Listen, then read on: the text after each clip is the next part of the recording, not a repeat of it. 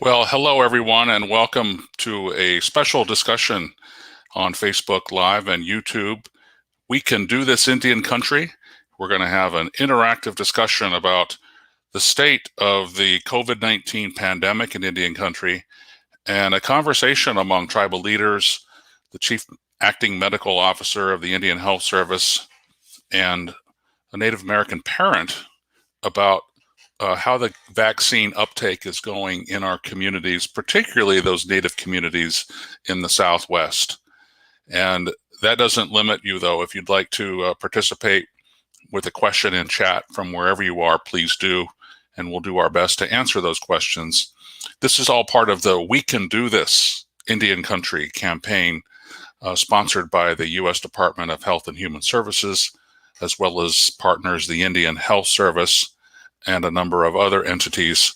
This is a follow-up to a series of such discussions, and we started in the Montana area where we partnered with the Rocky Mountain Tribal Leaders Council.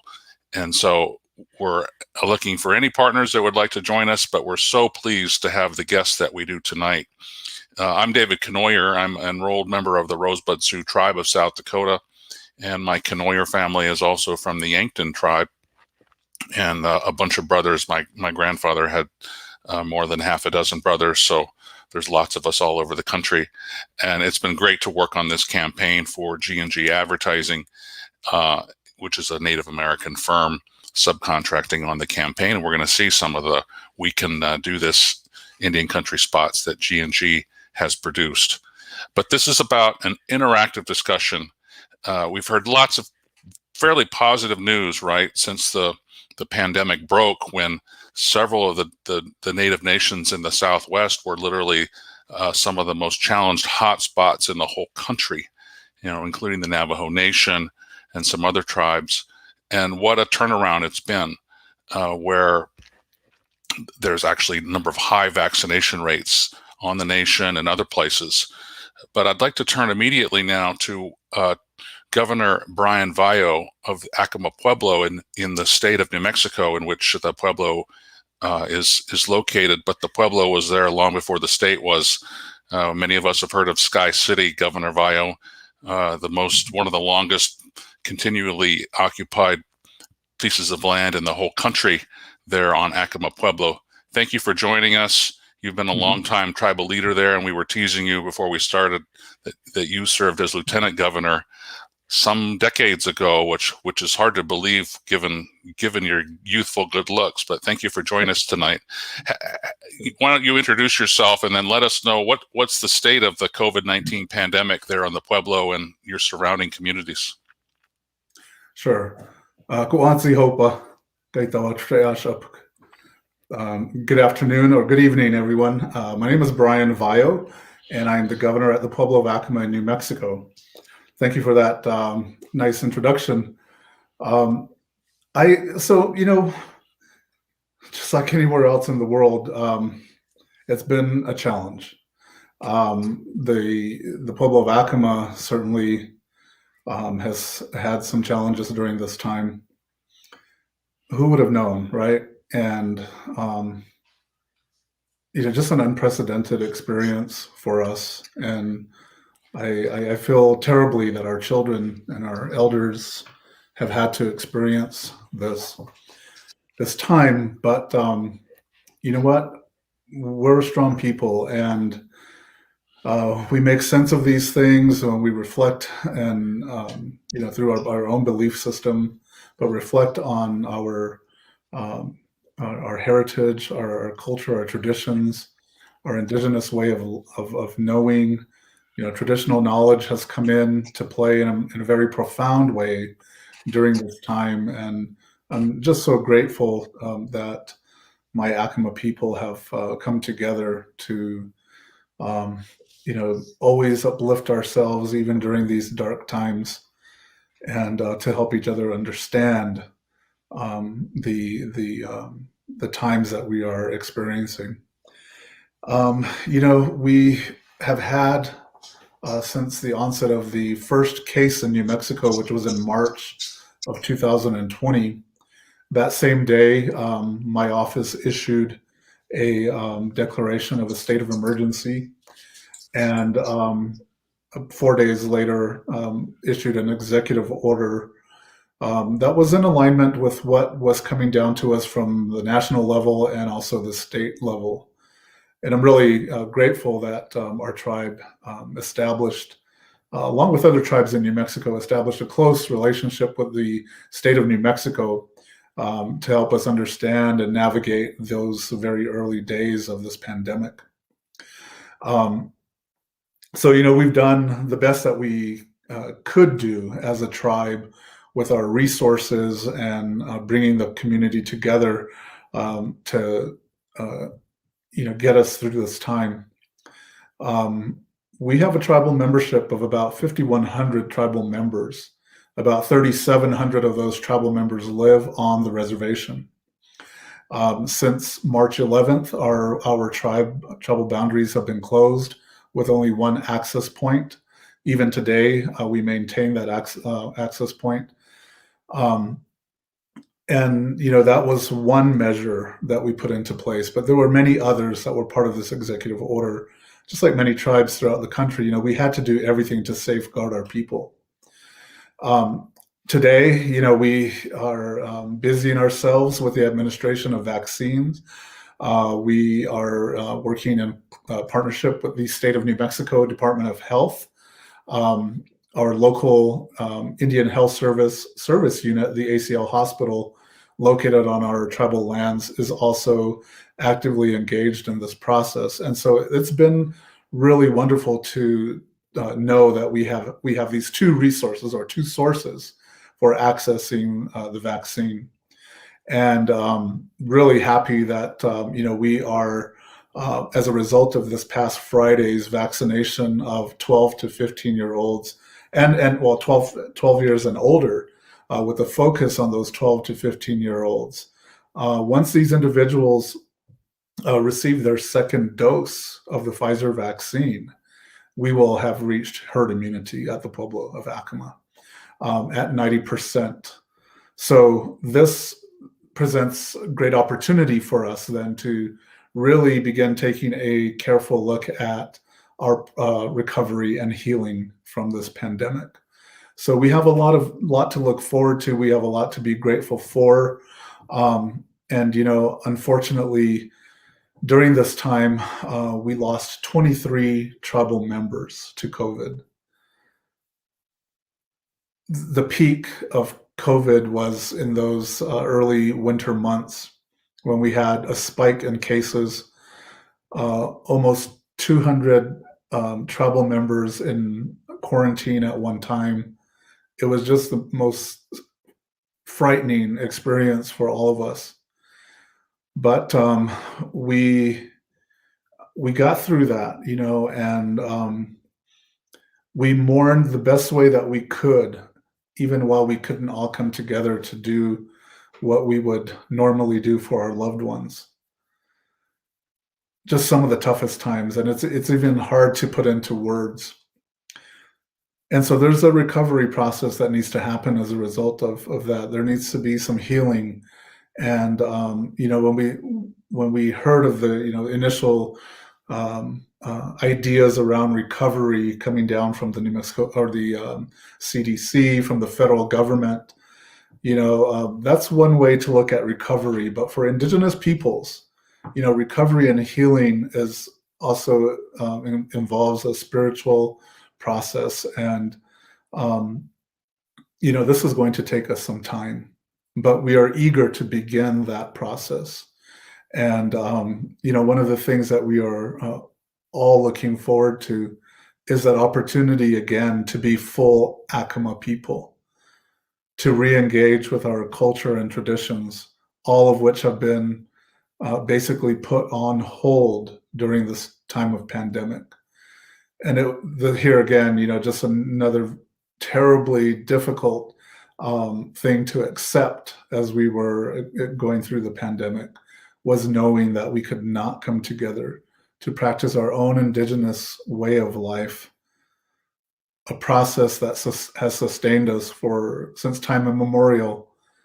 And when we couldn't do that, it was just so just unreal.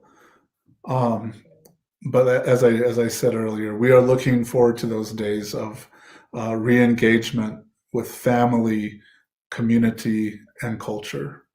So with reaching herd immunity, we can begin that process. Wow. Well, thank you for your leadership. I can't imagine, right, what it's been like. You have Interstate 40 coming there from Albuquerque. One of our viewers is listening there, 60 miles to the south. And I've been lucky to have visited your beautiful reservation, your beautiful pueblo, several times. And the church there, they tell the story of your mission church in Sky City, where the beams and the wood from that church were hauled from the mountain to the north of you. And that wasn't an easy process, probably 30, 40 miles of hauling those things on people's backs, literally, and surviving and thriving there for so many centuries. How do you put this in perspective, given the long history of your people there? Have you had elders try to compare it to other things, or yourself, particularly since it's been so difficult and people have become so kind of tired of everything, right? How do we keep keeping on? Well, thank you for that question. It's an important question for all of us as we reflect on these times. And as I mentioned earlier, we have really depended on our traditional knowledge. There are words in our language that describe pandemic, that identify disease or diseases. And there are stories of times in our history when our ancestors experienced times like this, and times where many of our tribal members of all ages lost their lives. And so when we hear these terms that you don't normally hear, these terms of Chayush and Hiyats, and it's scary to hear the word, because the implications of those beings, or that idea of an illness that consumes and can consume people, and the thought that those beings could terminate us is just so very frightening. But the traditional knowledge and the stories of our history and the times of our ancestors living not only in our present day community of Acoma, place that you visited, but of those times when our ancestors were on their migration from the place of emergence, and the stories of those times in those places, including Mesa Verde, and what's known now today as the Mesa Verde in the Four Corners region, Chaco Canyon in north central New Mexico.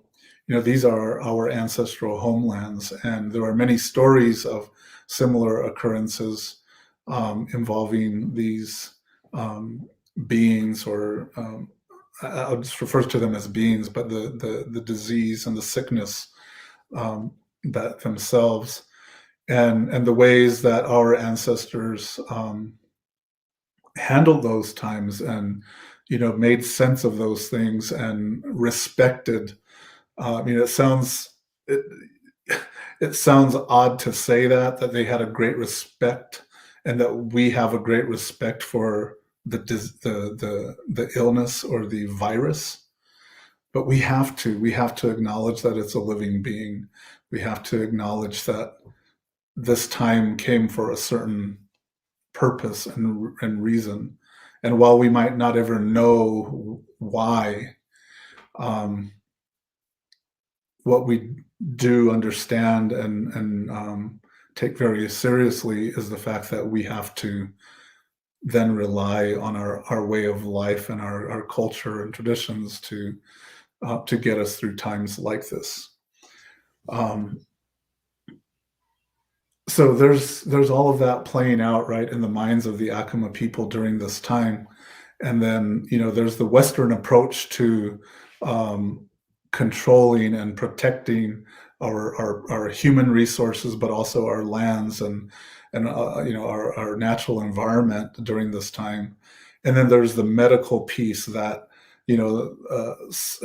makes sense or doesn't make sense, but we're going along with it, because we're not necessarily the experts in Western medicine, but we have our own traditional processes and own way of curing and healing that were also very integral during this time.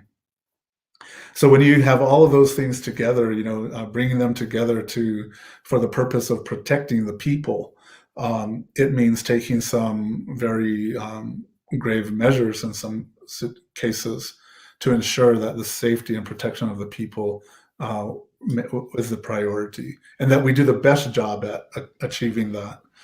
And so, yes, we're all strained. We've all made great sacrifices during this time. The stay-at-home orders, the curfews, the restricted access on and off. It's taken its toll. And we, as part of this healing process, are going to have to really take a careful look at how we address the mental health issues, the depression, all of these things that are just so they're just huge issues that we will have to address as time goes on. And yes, we have had tribal members who are restless, who are eager to have more freedom.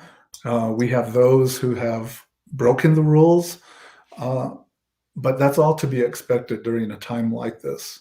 What I am grateful for, though, is that the people have come together. Families have come together. Even while they can't physically be close together, they have found ways to reassure one another, to express their love and care for one another, to remind each other of the importance of reflecting on our culture and our history and our traditions to get us through these tough times. We may never go, quote, back to normal, right? It may never be quite what it was for the United States or the world, but how close are you to having more typically normal in-person events, cultural gatherings, funerals? Are you getting there? We're not there yet. Our goal was to work very hard towards achieving herd immunity so that we can begin taking a close look and actions so that we might work towards reestablishing a level of normalcy, whatever that's going to be. I'm very optimistic that this year, maybe perhaps as early as this summer, we will begin to see some change, some good change. We will begin to see families re-engaging with one another. We will see our tribal members who live off the reservation, who have not had access back home, finally have the opportunity to come home, to step foot onto their own lands, to enter their family homes and to be with family again. That's coming very soon. As far as social gatherings and cultural observances, those don't necessarily lie in my authority or the authority of the tribal council. We will provide guidance, of course, but our cultural leaders will come together to help us make those decisions. And again, very optimistic that by the fall we should have the opportunity again to re-engage with culture, because this is what we all desire at this time. and are anxiously awaiting that opportunity. So, the recovery and healing here at Acoma will begin soon. And I'm so grateful for the collective prayers and strength and endurance of our community to get us to this point that we can say in a few more weeks, we will have achieved herd immunity. As you said, after the children, the young adolescents, 12, your target is 12, 13, 14, and 15. After you get them immunized, you'll feel more confident that you can have a discussion about that herd immunity and then seeing what happens right after that. Because around the country, you're right, you're being quite cautious, but we're seeing, even though a lot of places have taken their mask mandates down unless you're vaccinated, you go to restaurants, you go out, sporting events, right, are starting to fill the seats. Not all of them, but they're starting to. But still, we're seeing those stories of the high infection rates among unvaccinated people, right? And while the death and infection rates overall are going down, when you just look at the unvaccinated, they're as high as they were, in the wintertime. Mm-hmm.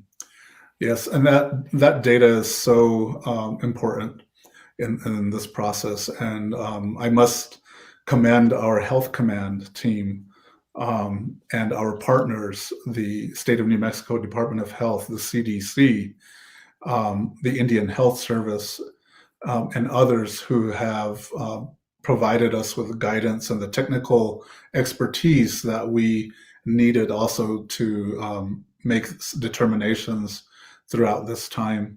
And we continue to rely on them.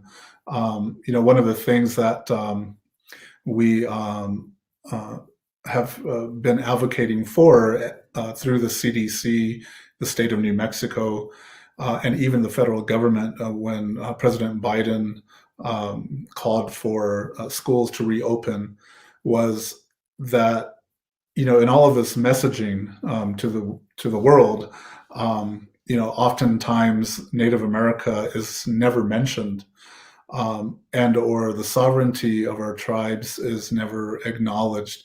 And one of the things that we've been asking for and advocating for, and we're finally seeing, is that agencies like the CDC, like the Health and Human Services Department and the state of New Mexico are now acknowledging that while they are reopening and while they are loosening up their orders, that tribal nations are sovereign nations, and they will determine at the time that is best for them when reopening will occur and what that process might look like. So, that's really important because there's so much at stake, right? I mean, my tribe lost 23 tribal members. That losing the first tribal member to COVID was tragic. And so there's so much at stake for us. And we have to continue to do what we can to ensure that we are protecting our people so that our culture can and our beautiful culture and our beautiful people continue for centuries to come. Well, thank you, Governor. I know there have been sentiments expressed among our viewers of good wishes to you. If you can hang with us, stick with us. Your message of unity, your message of let's stay the path, stay the course, your collective decision making, right? You mentioned your cultural leaders and not just you, right? Not just a president and a vice president and a cabinet, but a very long tested way of making decisions there for the group and the collective. A lot to learn from Acoma Pueblo, and I think it captures the spirit of the "We Can Do This Indian Country" messaging that has popped up on my Facebook feed in terms of the circle and keeping the circle strong. And I'd like to just to play on your wonderfully, almost elegant way of talking about how you've fought these beings there in Acoma, and play one of the radio spots from the "We Can Do This Indian Country" messages that talks about keeping this circle strong. Let's listen.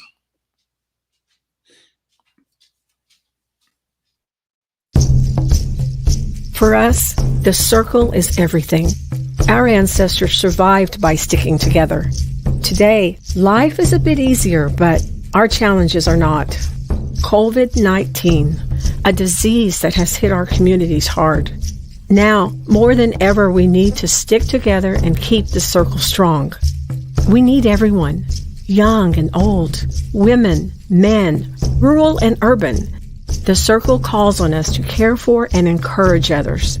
You not only have the voice to share your knowledge that vaccines are safe and effective, but the ability to help your family and your community members.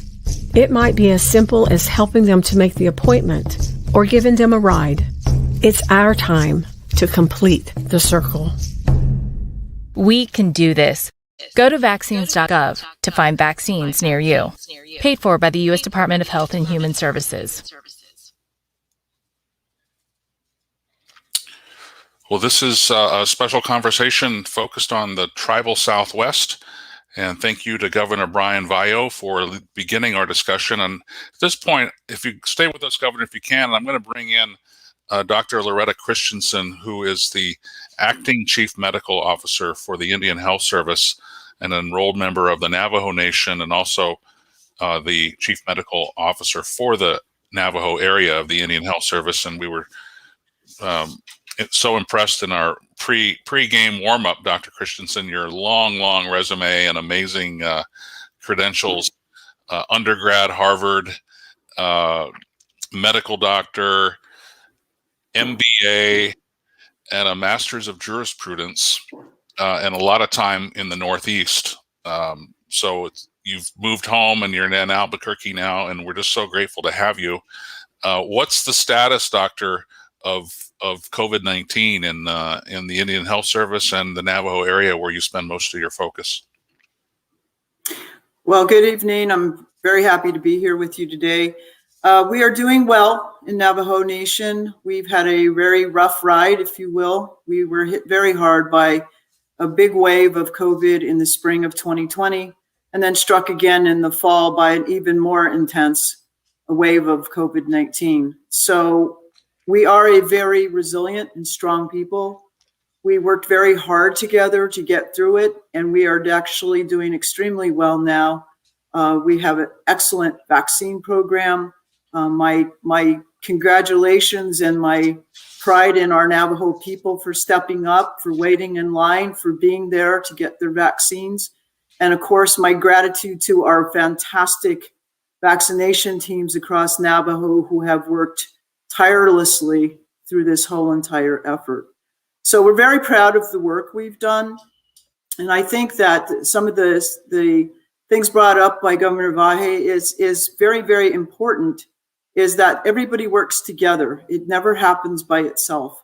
And working together with Navajo Nation, we have been a unified command through the entire COVID pandemic. And this led us to planning for our vaccinations very, very early. It allowed us to create the distribution methods that we use to get the vaccines to every corner of Navajo Nation. And we're very grateful for that opportunity to work with our tribal, urban, and our Navajo Nation together to fight COVID. So I think we're in good shape right now. We are also working towards our herd immunity for the population that lives and resides on Navajo Nation every day. As we say, there's a lot of different denominators.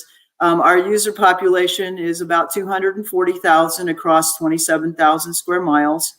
But our population in our community of Navajo Nation is about 175,000. And right now we have vaccinated fully over 110,000. And we have given over 234,000 vaccinations in Navajo Nation and our surrounding communities. So we feel very good about that.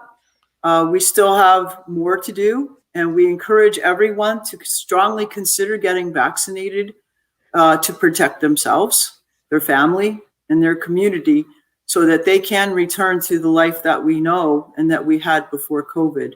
Celebrate together our ceremonies, all of our gatherings. We look forward to getting back to that balance and harmony. You know, I mentioned this the last time that we had a discussion a few weeks ago, and you know, I'm in my 50s, and you know, I have my vaccination card that my urban Indian clinic here in the Twin Cities of Minnesota gave me, and it's been such a positive story generally, right, of vaccination uptake in Native communities. Not entirely perfect, but it's so nice to see some positive news, and it's not something we're used to, right? We're used to being last. We're used to things not working. We're used to long wait times, you know, for our turn, and it's remarkable. And I'm just curious. I mean, you've been at this a long time and know how complex public health can be. And you talked about the unified command. Was it that significant just to be together, and as sort of the governor talked about too, just to maybe see a clear enemy here? What did it take? Well, President Nez often calls COVID-19 the monster, and I completely agree with him. When we were preparing way back at the beginning of COVID in March of 2020, we knew we were vulnerable. We had so many social determinants of health that we work with every day and that we try to help our people through every single day. And then let's lay over COVID, and we have this terrible disease that's spreading quickly across the United States. So we were bracing for that. And the best way to be ready for that was to have a unified front, public messaging that's been unified all along. We give the same Facebook Lives with President. We send out the same messages. So everything is very, very clear to our people so that they can understand everything that we're facing. And we have been very transparent. And I feel that built confidence and trust. When they started really getting into the development of the vaccines, we started sharing that with our people very, very early. And we had, you know, subject matter experts, we had doctors on, we had healers and leaders from the tribe. And of course, President's been present through the entire event, supporting us every single day with everything that we do. And this gave strength. This gave real strength to the community. Because you realize that, as the governor said, one death is devastating. We had over 1,000 losses in our Navajo tribe, and we certainly grieve and miss those people every single day. But we knew that we had to come back. We knew we had to heal, and we had to move forward. We had very early public health interventions as well: lockdowns, shelter in place, mask, distancing, hand hygiene. We repeatedly taught this everywhere we went. And it helped. It definitely helped. We had what I consider one of the best contact tracing teams in the whole country.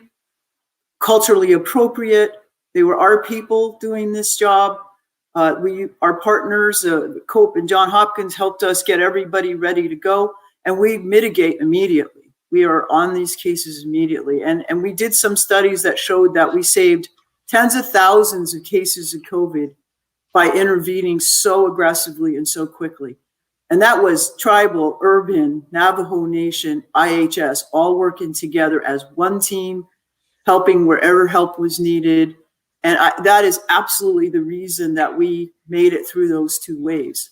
And then bring the vaccinations in again. We worked together, we distributed to everyone, we shared vaccine, we picked it up and took it to other places. We helped people with their events. It didn't matter if it was a federal site or a tribal site. If they needed more people to work, we got them more people to help with the vaccinations. And all of this synergy that occurred between all of us made us extremely successful. And now we are defeating COVID. We are getting that community immunity. We are protecting our people, our future, our history.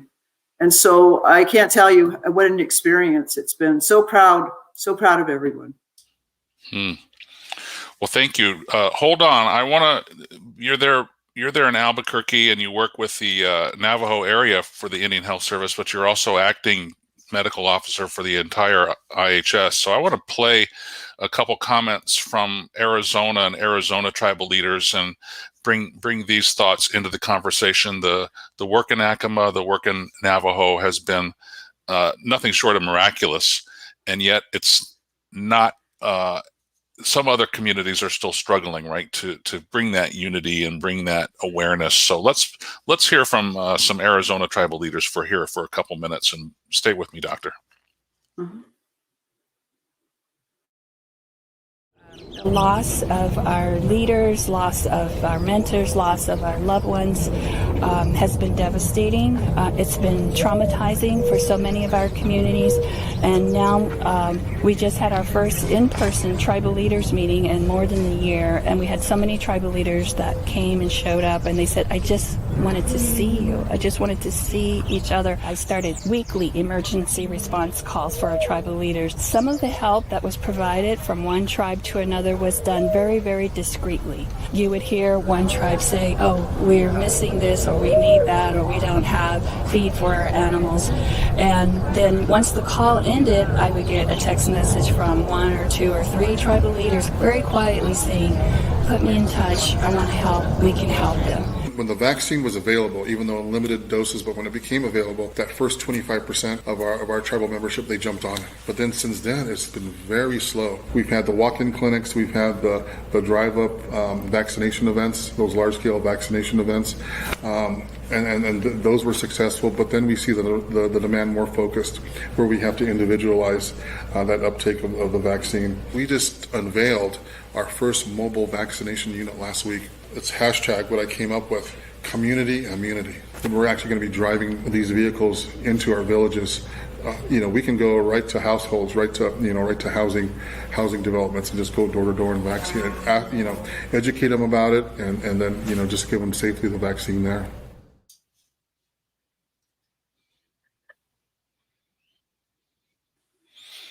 So, Dr. Christensen, that's some commentary from the greater Phoenix area. And again, amazing what the Navajo Nation has been able to do, the Pueblo of Acoma. How do we help some of these communities that are having a harder time with that herd immunity, or even just ticking up the vaccination rates above 50%, 60%? Well, this is extremely important, and I'm so happy that you asked. We are working very much at the headquarters level to look around all of our areas and see who might be having challenges. And we're trying to encourage them to work with other tribes. For example, Dr. Jim from Navajo Nation had a meeting with the Great Plains Vice President to share public messaging and some other, and we're happy to do it. And we try to get that out and about, that people should share whatever they have so people don't have to constantly reinvent something. If we have 50 templates that tell you all about COVID and all the different things that are going on, let's share them, let's help. So we have been working very hard to get lists of best practices together so that we can share them across all of these organizations and perhaps give them ideas on ways to strengthen their vaccine efforts. For example, showing up at sporting events, going to community centers. We did a lot of strike teams in Navajo where we went out to over 5,000 homes and vaccinated the disabled, the homebound, and their caregivers and their families if they were there. So we want to capture all these families together. We highly encourage families showing up for vaccination events so that we can catch up on the childhood vaccines, and we can also get the adults, make sure that they're vaccinated as well. Of course, as was mentioned on one of those videos, we do drive-ups, we do communities, we go to supermarkets, we go to schools, not because they're in session, but because they're a focal point of the community. And that's where people can gather.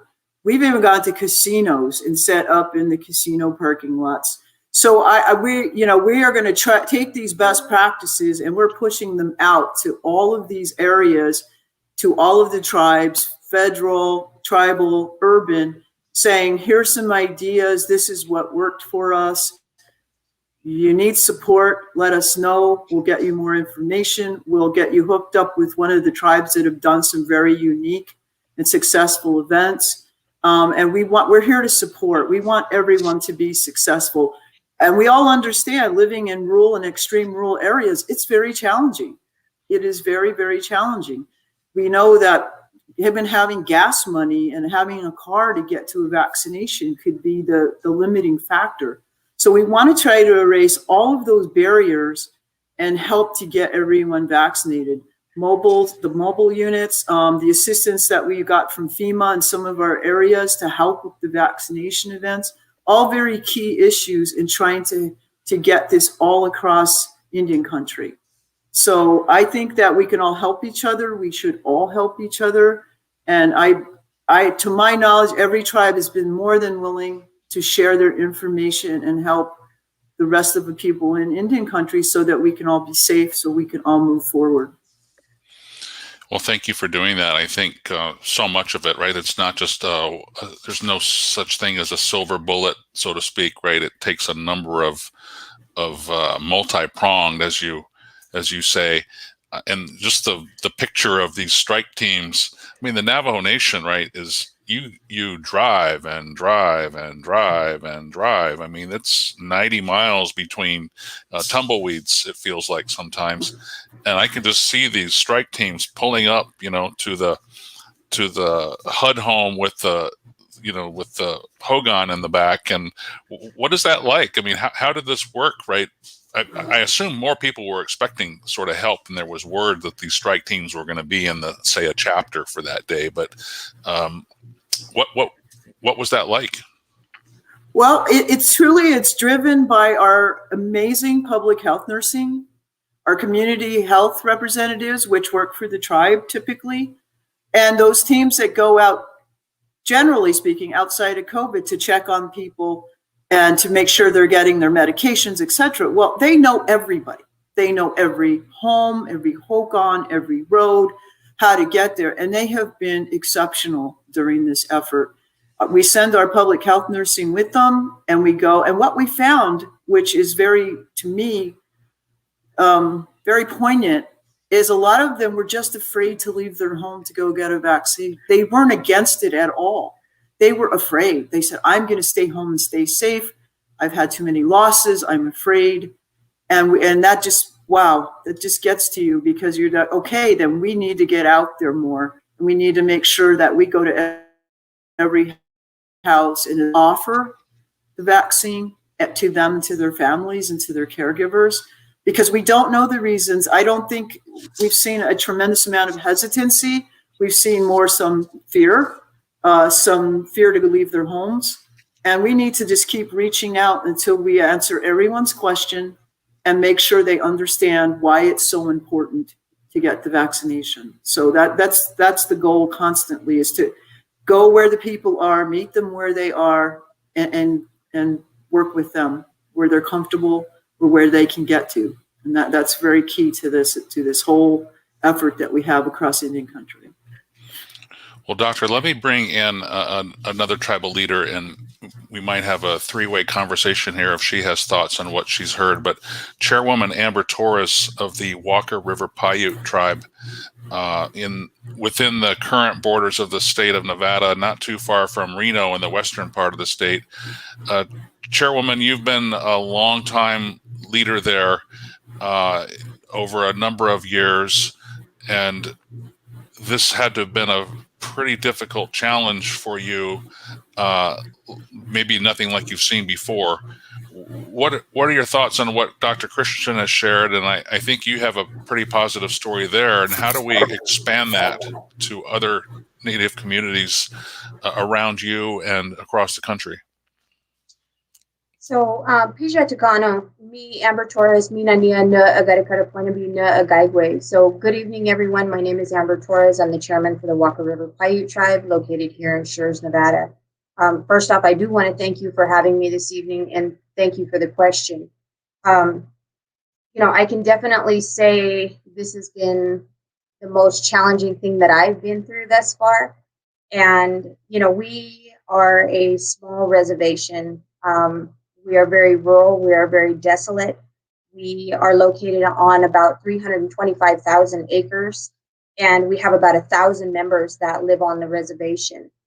I can say that on 3/16 of 2020, we went into immediate action and declared a state of emergency.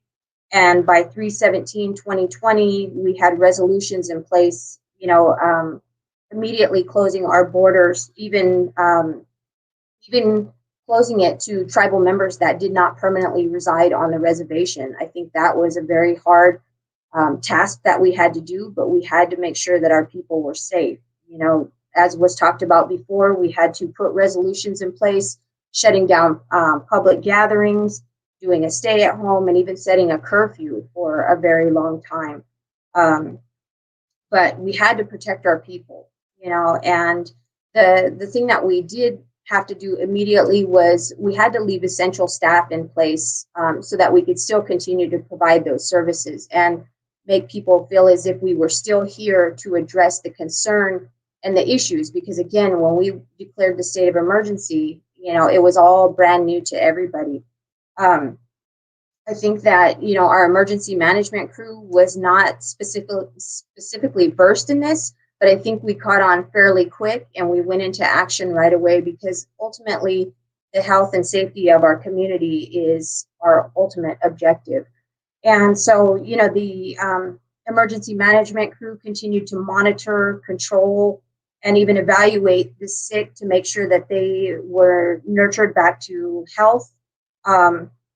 And right now, we are just now looking at doing slow openings on the reservation, allowing tribal members to come back, opening up businesses again, because we ultimately were making sure that everybody was mandated. They had to wear masks, allowing one person in at a time into our store with barriers up that not everybody could go in and touch everything, because we also had tribal members that work in our facilities, and so again, we had to make tough decisions early on that a lot of people did not agree with, but ultimately, out of 1,000 members that live on our reservation, we've only had 118 positives and one COVID-related death on our reservation, I think due to our quick acting and our actions that we took. So, I'm proud to say that right now, as of 4/23/21, we have not had any positives on our reservation, although we have had the UK variant here, which is a whole nother ball of wax. So, we still continue to have the mask mandate in place, and we have slowly opened up our reservation. Although we've left our Weber Reservoir closed, that is a huge recreational area and a huge economic development or economic driver for the Walker River Reservation. But again, ultimately, regardless of what the state or the feds are doing around us, we are a sovereign nation, and we have to make the best decisions on behalf of our people to make sure that when we get back to what is considered the new normal, that all of our people are here and we are whole. So, I can definitely say that IHS did an outstanding job with making sure that they were there with the proper PPE, with testing machines, and they've done a great job with rolling out the vaccination for our reservation. Again, being so small and rural, I think that we had an advantage because we were able to get all of our people that wanted it initially vaccinated quickly. So, again, that was a huge advantage to us. I think, the consulting that came out of the pandemic has been phenomenal. And I think that Congress finally funding these programs at an adequate level is very sad that it had to come on the back of a pandemic. But I'm glad to see that funding is funneling down to our respective tribal nations to make sure that we're continuing to prevent and protect our people. I can definitely say that right now, We are trying to push those efforts in the vaccination process, even bringing, because we are a checkerboard reservation, bringing non-Indians in, and then also other tribal nations from our surrounding areas if we can service them faster than their own. So, I can say, when we talk about sharing, I think that's been the biggest thing, is that as Indian people, we do share. We shared policies, procedures, best practices, resolutions, all those different types of things to make sure that not only our respective nation was taken care of, but that all nations across Indian country and Turtle Island were safe, and that, we could build off of what everybody is doing. But I can definitely say right now we have about 61% of our population vaccinated. But, I think the biggest hurdle that we're having to overcome is we are doing education, we are doing outreach, we're giving, several options on the vaccination. But, as there's a lot of historical trauma behind giving vaccinations that come from the federal government. And, the biggest thing is it is each individual's decision, but we have to continue to push those efforts and show the people that if we're willing to get it, we have to be willing to talk about, our own reactions and some of the things, the hurdles that we overcame, to show people that we're willing to do that and what those repercussions may look like. But that's probably really the only way that we're going to get back to what is considered the new normal. Dr. Christensen, how do we help parents make a good decision to get their children vaccinated? I think it was the Washington Post article or something more recent too that talked about, children encouraging their parents to get vaccinated. And we know that, intergenerational decision making is a big deal. It's why a lot of young adults go back to college, right? Is to be role models for their kids and vice versa. But what are you hearing in terms of the vaccines now being available for 12 and older? Thank you for that question, and thank Chairwoman Torres for her very poignant comments. Very, very excellent. We are actually hearing very positive things out in the field for the 12 through 15, despite the fact that the adults obviously weathered the worst impact of COVID with the severity of illness, with the loss of life. There were still many, many cases in the children, in the 12 through 15 and even younger.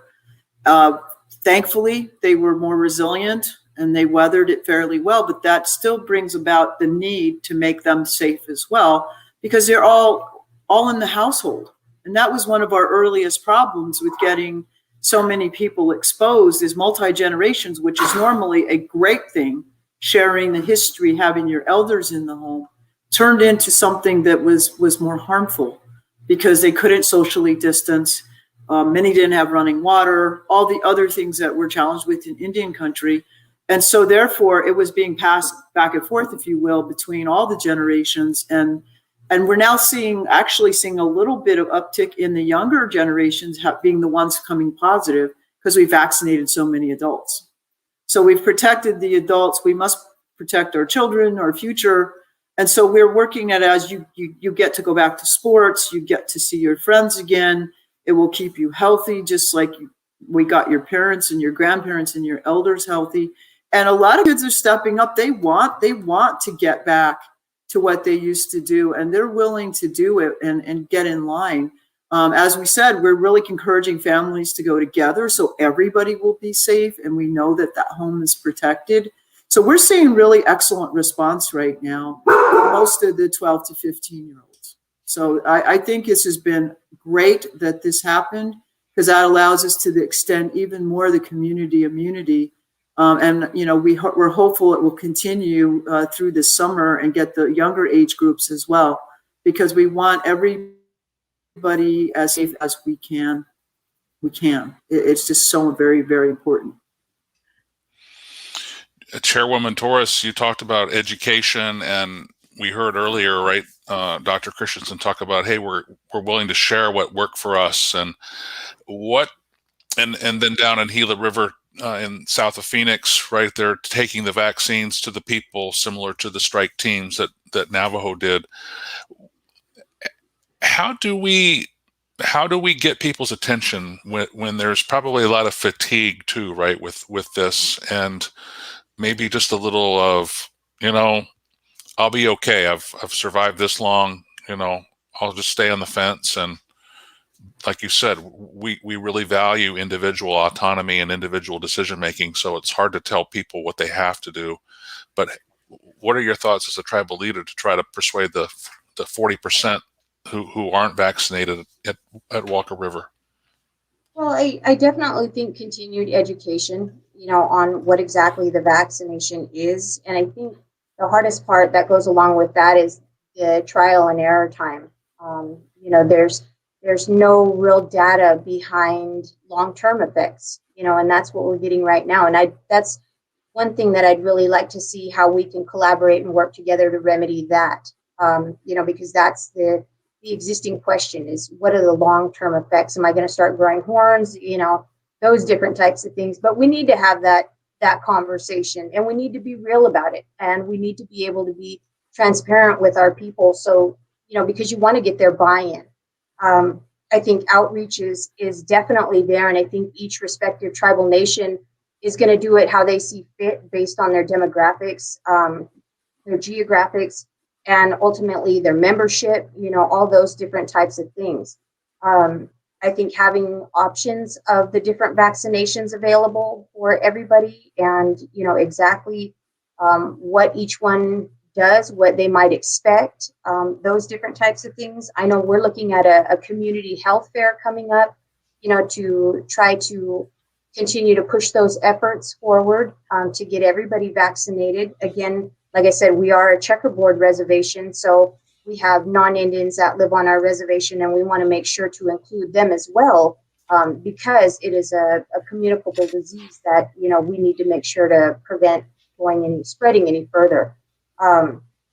We're also looking at doing some motivational speakers coming in to promote and protect, while looking at the altered mental status of our community. As Governor Bayo talked about, you've got depression, you've got altered mental status, you've got, domestic violence that's been going on, child abuse. You've got all these things that are escalating because everybody has had to be together during these times, and we're here really trying to promote personal care, wellness, getting outdoors. I think the one thing that makes me the happiest right now is, with our reservoir being closed, is our people have access to their ancestral homelands once again, and they are able to go out and fish and, utilize that reservoir to their leisure. And that makes me very, very happy, because a majority of the time it's swarmed with outside people, and they've really taken back control of that land. And then, we talk a lot about the healing. I think, we need to bring our people back together as a community, and what does that look like? And I think, again, the funding that's coming down to tribal nations is really going to help with that effort, because we are so far and few between. We need to bring in motivational speakers, people like Faith Spotted Eagle that will help us with that healing process and continue those efforts of, we are community, we are whole, and, what does that future look like for us? So I think those are definitely some of the things that we can continue to promote, as well as bringing in our other tribal leaders from, Nevada, doing a collaborative effort, say commercials, because when Native people see their own doing it, they tend to want to step up to that plate and do their part as well. So I think that's definitely a win-win for all of us. Awesome. You mentioned Governor Bayo. Let's bring him back as well. And I'm pleased to hear you're importing your motivational speakers from my neck of the woods. Faith is from Yankton, and a great leader. I just saw a post about some indigenous food that they were doing last week with a lot of folks. So it's a small world in Indian country, and it's always good to hear, as we heard from Maria Dadgar of the Intertribal Council of Arizona, tribes helping each other because we want to help, right? We want to be supportive. Governor, what are your thoughts on what you've heard from Navajo and from Paiute land? Well, congratulations to both tribal communities for doing such good work during this time. I appreciate the effort, and the Navajo Nation, they are our neighbors, and we've been just as concerned about what was happening during the peak of the pandemic, and as someone mentioned earlier, the interaction between tribal leadership during this time. I'm so grateful for that. The discussions, the direct conversations that we would have, tribal leader to tribal leader, was key as well, because we were learning from each other. We were sharing experiences. Sometimes we were calling each other just to express some real feelings, and I'm really grateful for that. And the Navajo Nation situation, and the proactive efforts of the Navajo Nation really shed some light on some things and some process for us. So really grateful for that. And I appreciate the comments that have been made. And around vaccination, the efforts of the Navajo Nation and other tribes throughout the country, excuse me,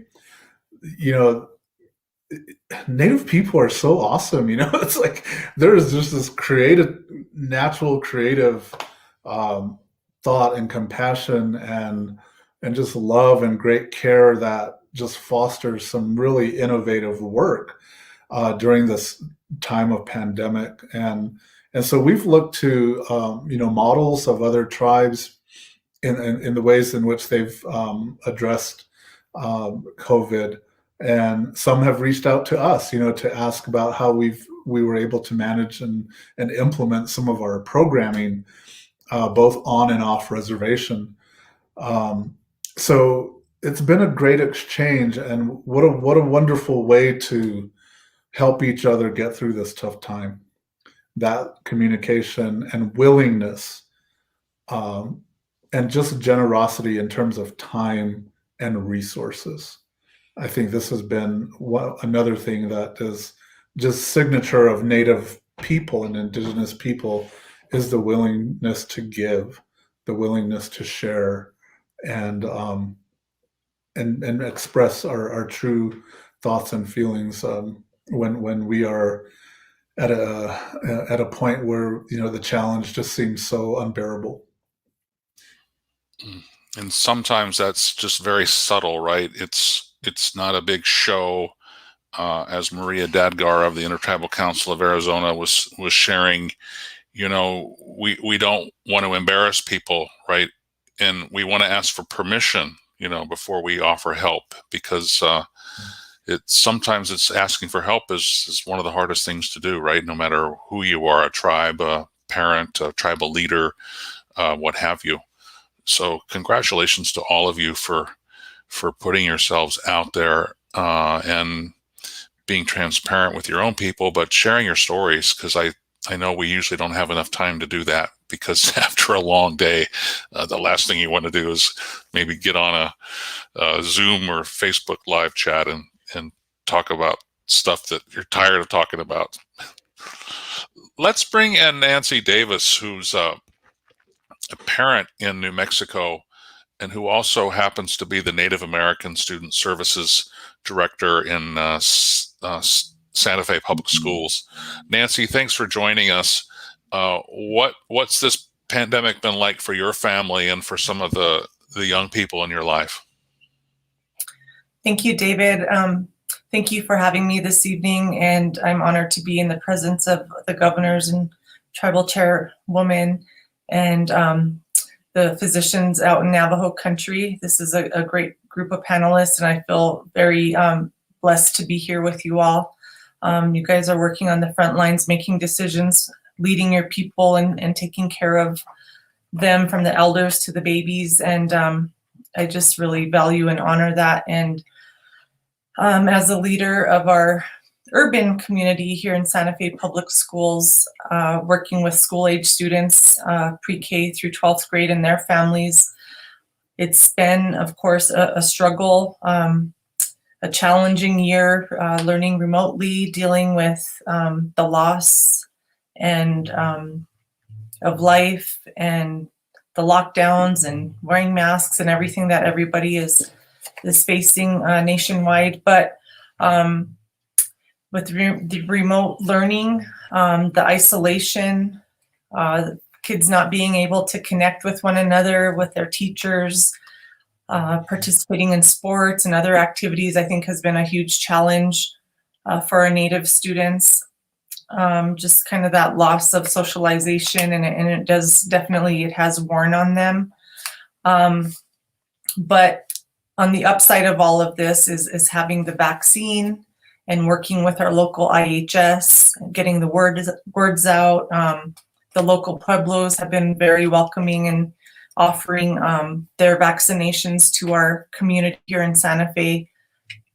So just really informing our parents, reaching out to them, working with the Santa Fe Indigenous Center to also help with not only the vaccination information, but emergency rental assistance, emergency food distribution, kind of meeting those basic needs at the beginning of the pandemic, getting out hand sanitizer, masks, the proper PPE. So it's been a team effort, as the leaders on this call have mentioned. It takes everyone coming together for the betterment and the safety of all. As a parent, my daughter just turned 15, and kind of just thinking about, I received my vaccination pretty early on, and of course it allowed, once you're fully vaccinated, you have a sense of freedom. I was able to connect with my mom again, my family, have in small groups when we're all vaccinated. It's just that extra safety net. But when Pfizer approved for 12 to 15-year-olds, I was a little skeptical, a little hesitant at first, just because we don't know the long-term effects. And I knew, I heard several parents and females saying, oh, I'm not going to get it yet. I don't know the long-term effects, just kind of that hesitancy. But then I reached out to some of my friends and family who are in the medical profession, and just hearing over and over and seeing how all of our Native communities were getting vaccinated. I said, you know what, I'm going to go for it, even though it was still early on for the 12 to 15-year-olds. And then my daughter's like, Mom, did you register me yet for the vaccine? And I said, no. She goes, well, all my friends are getting it. So it was kind of like this, almost like this peer pressure type of thing, where the group of kids were all getting vaccinated, and the kids were telling the parents to register them. So as soon as she kind of said, Mom, I'm ready, let's do it, I signed her up, and within like maybe 4 hours, I got the text message telling me that her appointment was set. And so, she was a little skeptical. She was nervous and scared because she always kind of passes out from vaccines. Her tetanus shot kind of sent her for a loop a few years ago. But the people that gave her the shot were so kind and informative, and made her feel at ease, and really made a big deal. They had this like this beautiful graphic, and gave them stickers and candy, and just really kind of praised them for making the choice to get vaccinated. So that was kind of our experience here. And now it's just, like I said, that sense of freedom to be able to hang out with friends again and family. She said, well, Mom, I was the only one in our family having to wear a mask. Everybody else outside could take their masks off because they're vaccinated, and I wasn't able to take off my mask, and it's getting hot. And so that was another kind of bonus for her wanting to get the vaccine.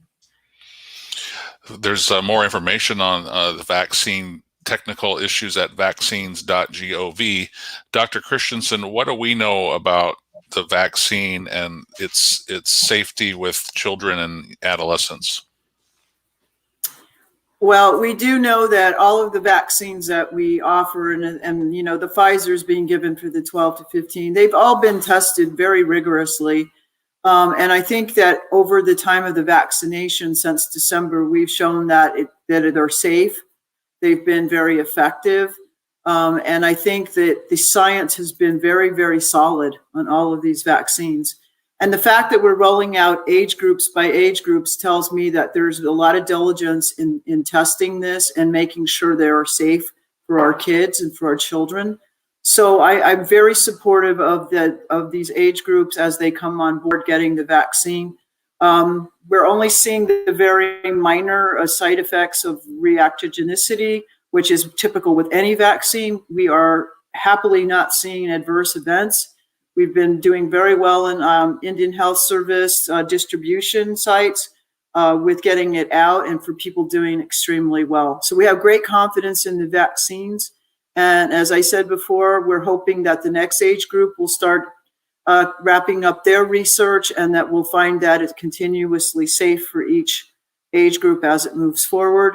And we know that the Moderna is also testing multiple age groups, and we expect that they will apply for additional clearance by the end of the summer as well.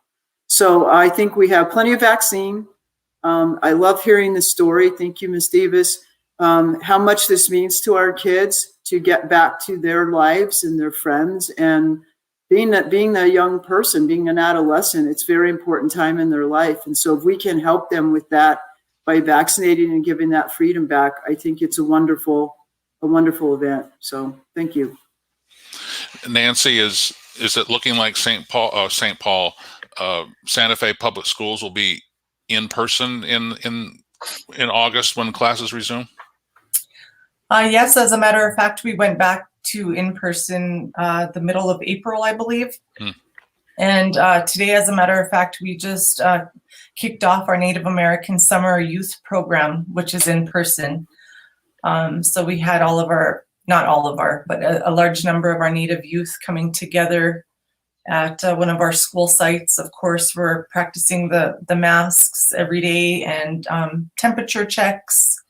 And parents need to be responsible enough, to know this COVID symptom signs and to keep their kids home if they display any of the symptoms of headache, nausea, temperature, those types of things. But our schools are well equipped as far as sanitizers, and our custodial staff is keeping our schools just really clean and disinfected, and windows open, and air purifiers, 3 or 4 in each room, and also trying to maintain the 6 feet social distance between kids, although that's a challenge. They just want to be playing with each other and being in close contact, but the kids are really taking this seriously. They're wearing their masks.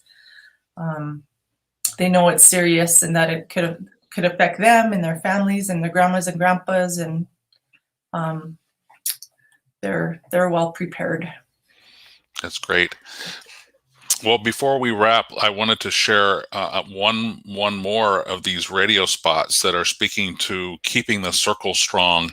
This is the We Can Do This Indian Country COVID awareness campaign, and there are Facebook, social media ads, there's print ads, and there's a series of radio ads that speak to this circle and what Governor Vallo started us with, the true collectivist nature, right, of our communities.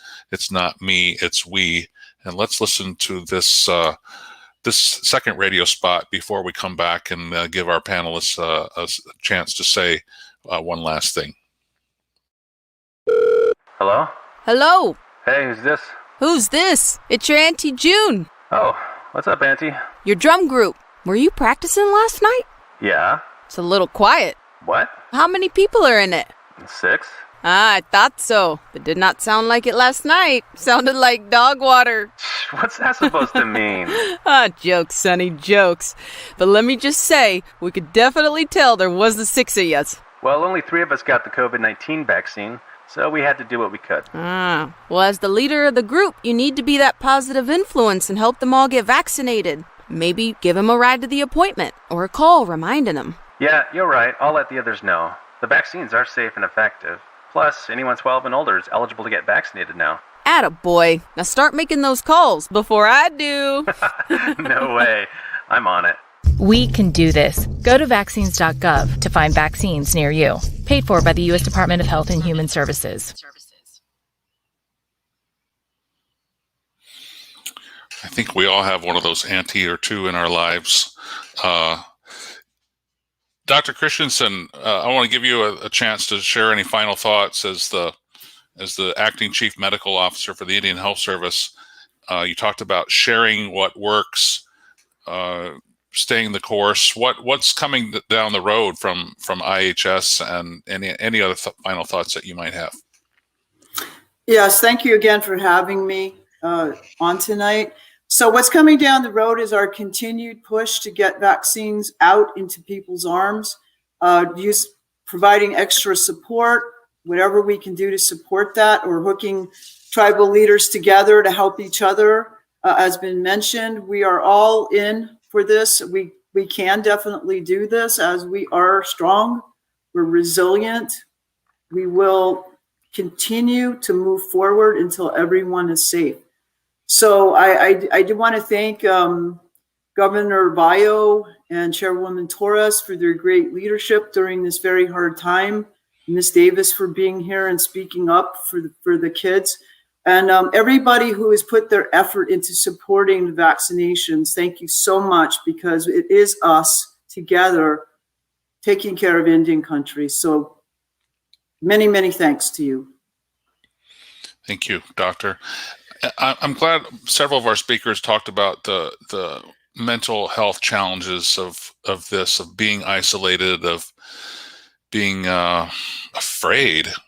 Dr. Christensen talked about, folks in the Navajo Nation just afraid to leave their homes. But this has been really, really tough on kids. And I think this story will continue to be told as we learn more about the true impact, not only of lost learning over the last year and plus, but the impact on our children. And Nancy, what is your thoughts of someone like you had these Native youth at camp today, and your kids have been back in school for a couple months, which is great, but some places have been still doing virtual learning and not well. What advice do you have for us and our young people? That's a great question. I think that focusing on relationships and the social emotional supports when kids do come back to school. Governor Bayo mentioned, the healing that it's going to take and the recovery, that teachers and school systems, school leaders have a plan in place on how they're going to do that and how they're going to address that. So building relationships before rigor, I think, is important. When you hear a lot about the learning loss, as you mentioned, kids have lost, so many points in math or so many points in reading, and that shouldn't be the focus. The focus is like, what did the kids learn? Focus on the assets, focus on the positivity. They did get to spend a lot of time with their parents and their community, and the intergenerational learning that took place during the lockdowns, kids going outside to play, reconnecting with nature and their animals, and their, taking care of their parents, helping out, things that a lot of kids in a regular normal school year would not have the time to do because they're running around to sports and athletics, or, focusing on the westernized schooling system, but really to have that time to acknowledge the learning that did take place while they were at home in the safety of their homes and with their families, and build upon that. And like I mentioned, having a plan in place on how to address the social emotional needs of the students when they do go back to the physical classrooms. I'm glad you talked about relationships before rigor, right? Because I think we talk about the circle, and the circle can kind of sound, it's a nice thing, and it's if you've got time, yeah, we all want to work in the circle, but it's really, it's who we are, right? Relationships matter. Relationships help that learning. You can't learn if you have to heal first, right? If you've got a young person who's been triggered or who's coming with concerns mentally, they're not going to be able to focus on reading, writing, and arithmetic, right? Which I think you're mentioning. Chairwoman Torres, what are your thoughts as we close this conversation? And thank you so much for joining us. And one of the things that Nancy just mentioned is we've been able to be outside more often. And you talked about your tribal members being able to enjoy these open spaces and sacred places that they normally might have to compete with tourists over. I've heard multiple people in New Mexico talk about spending more time farming and being out in the field, with the corn and so forth last year. What are your thoughts tonight? And thank you so much for joining us. Yes, and again, thank you so much for having me. I think definitely, I've heard a lot about culture, traditions, ceremony, those types of things. And I know most definitely that our people are resilient. They showed, we're 40 miles from the nearest grocery store. We're a food desert, so I saw a lot of our culture and our traditions coming back to our people, growing their own food, creating their own activities, to make sure that their altered mental status did not get the best of them, and again, I think that just shows the resilience of sharing and communicating and thinking outside the box on how we're going to continue to stay safe and stay well. I think, again, we have to really remember that we probably wouldn't be where we're at without community compliance. I think overall is a special thank you to our tribal membership and our communities for listening and preparing and protecting themselves. The last thing that I'd probably say is just a special thank you to, the staff, the emergency management crews that we had heard that are burnt at both edges because they're not only staff, but they're tribal members and they're, making things happen for the ultimate health and welfare of our people. Thank you to the current administration for making sure that Indian country's voices are included at the table. And also, Congress for the appropriate funding.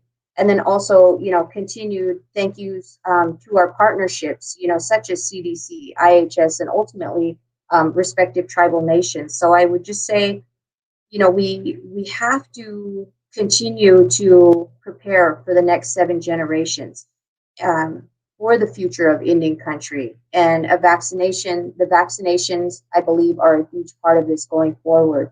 I do not believe that COVID is going to go away anytime soon. So we need to do our part and we need to get vaccinated. So thank you for the opportunity. Continued prayers for all the tribal nations and Boninawa, which means continue to be safe until we gather again. So we got you. Thank you. Governor Vayo, I'll give you 90 seconds for your final words. 90 seconds-ish. Okay. Thank you very much for having me for this program this evening. I really appreciate being with all the panelists and to hearing directly from more of our Native people tonight. About 3 months ago, I asked CDC, okay, so what's next? What do we have to prepare for? And one of the questions that I asked was, will there be a booster required? Is COVID really around for, beyond 2021? And their response was, we don't have an answer for you. Your questions are, we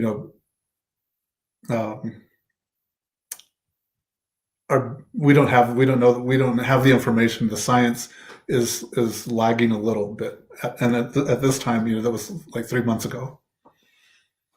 But there is more information, and it's forthcoming, and it will help us as we continue to prepare for the future. But we've also learned a tremendous amount about ourselves during this time, and I'm really grateful for that. because I think that it will cause us to live even more in balance moving forward. That our core values are our safeguards. Our culture and tradition save us. They will perpetuate life here in Acoma and in any Indigenous community. And I think the acknowledgement that Indigenous wisdom has a place at the table on a global scale is finally being acknowledged. And that these consultations that are happening now and that we've all been a part of as tribal leaders, thankfully, I'm so thankful for it, because this is so crucial to the future of our place in this country. And I have every confidence that the voice of Native America is being heard more than it ever has been. And so with all of this in mind, you know, it's heavy. It's a weight on all of our shoulders, but we have to do this work now, because our children, our grandchildren, our great-grandchildren, those not yet born, don't need this burden. They need to, their stories, the stories that they will hear, is of a time that we got through a difficult challenge so that they could live in good health and prosperity and still speak our language, have our dances, have our ceremony. They will have this in the future. Governor Bayo, thank you so much. Hopefully, too, we will come out stronger, right, after these historical times of fighting off the being, the monster, and as Dr. Christensen put it. Thank you for your time tonight, Governor. Chairwoman Torres, thank you so much for joining us from the beautiful desert homelands of Walker River. Nancy, thank you for spending time with us, because it sounds like you had a long day with your youth program, and you probably are ready to put your feet up and hopefully not do too much prep for tomorrow.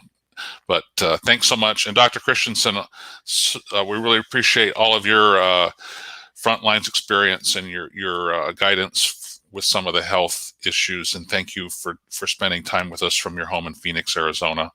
There's more information on your screen at wecandothis.hhs.gov or vaccines.gov.